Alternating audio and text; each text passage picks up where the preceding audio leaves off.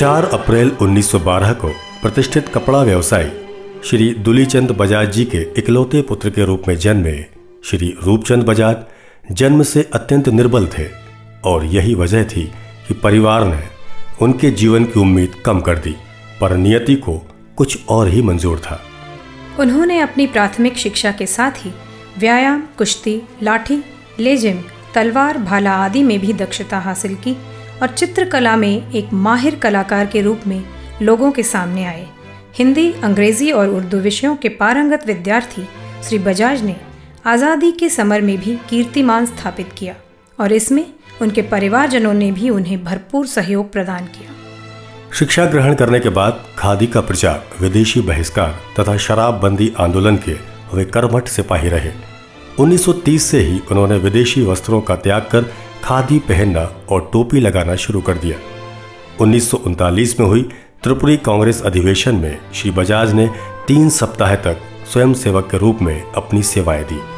1942 में 13 अगस्त को सार्वजनिक सभा दिल्ली की घटनाओं का आंखों देखा हाल सुनाने के अपराध में अंग्रेजी हुकूमत ने उन्हें गिरफ्तार कर लिया और रात में ही उन्हें सागर जेल में डाल दिया, जहां से उन्हें 18 अगस्त 1942 को नागपुर जेल भेजा गया।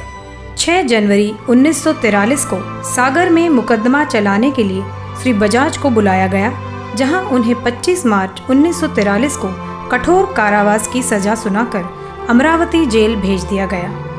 9 माह 12 दिन के कठोर कारावास के बाद 24 मई 1943 में वे रिहा होकर दमोह आ गए और सुबह शाम उन्हें पुलिस थाने में हाजिरी लगाने जाना पड़ता था। भारत स्वतंत्र हो गया, पर महात्मा गांधी की हत्या से वे काफी दुखी थे और राजनीति से पूरी तरह अलग हो गए। दमोह का गांधी चौक उनके मन मस्तिष्क में प्रेरक पूजा स्थली रही है, जहां से स्वतंत्रता आंदोलन के समय गिरफ्तारियां हुई।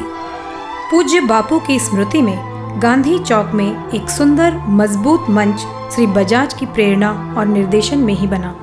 अद्भुत साहस से घंटों लगातार मेहनत की शक्ति, घूमने फिरने में नौजवानी, चपलता और हास्य व्यंग्य के भंडार माने जाने वाले अमर सेनानी श्री बजाज 7 जनवरी 1988 की सुबह हमसे विदा ले गए और उनकी स्मृतियां सदैव आम जनमानस के मानस पटल पर स्थिर रहेंगी।